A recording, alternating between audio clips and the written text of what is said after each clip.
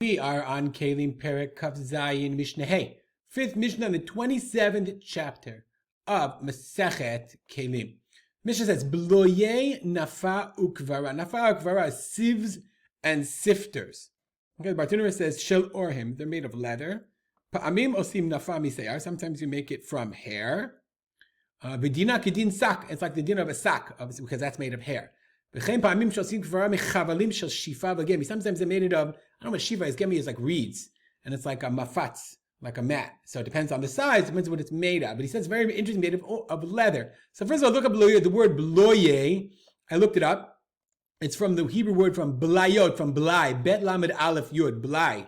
And those are outer worn garments. In Lashon Saginar, we call it shmatas. So when something's used up, it's called a shmata. So these used out, if you finished your leather sifter. So I was really interested in making a leather sifter. I found this in the British Museum. This is only from 1900s, okay? The production of 1900s, but I guess it would make sense.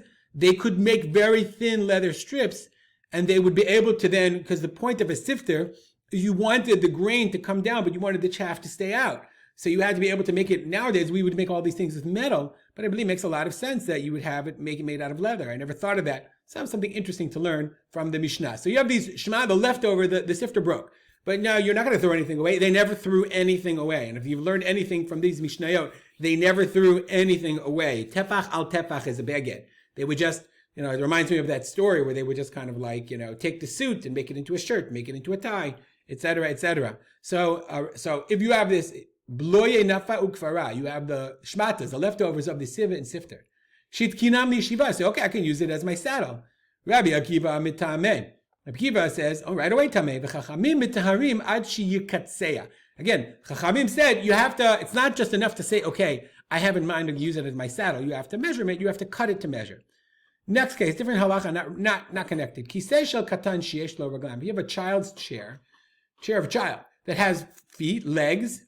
Even though it doesn't have the height of a tefach, normally you require, a moshav less than a tefach. We learned is not considered a chair. Shel gadol lo mitameh. But if it's a chair that's designated for children, kisei shel katan chazi liyeshiva, it's usable for sitting. Afilu bebatzir mitefach, even then less of a tefach. So therefore, if it's a child's chair usable for a child, even though it's less than a tefach, it's still mekabel tuma.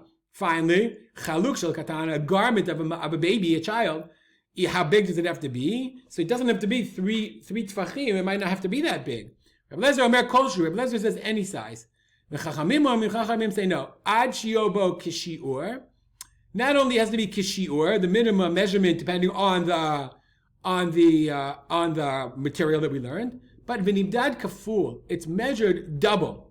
And think about your arba kanfut, your tzitzit. You would put it in the front and the back. Okay? And that's what the Bartuner says. Shlosha lefanav, 3 by 3 in front of the child, ushlosha lacharav, 3 by 3 after. Nimtza, turns out, kishaposhto, when you spread it out, shu shisha orech, 6 tvachim length, al shlosha rochav, 6 by 3, okay, double length by width. And that's the measurement according to the Chachamim. We'll stop here, designate our learning. To memory of my father, Rav Simcha ben Yitzchak Kalman. Make it a great day.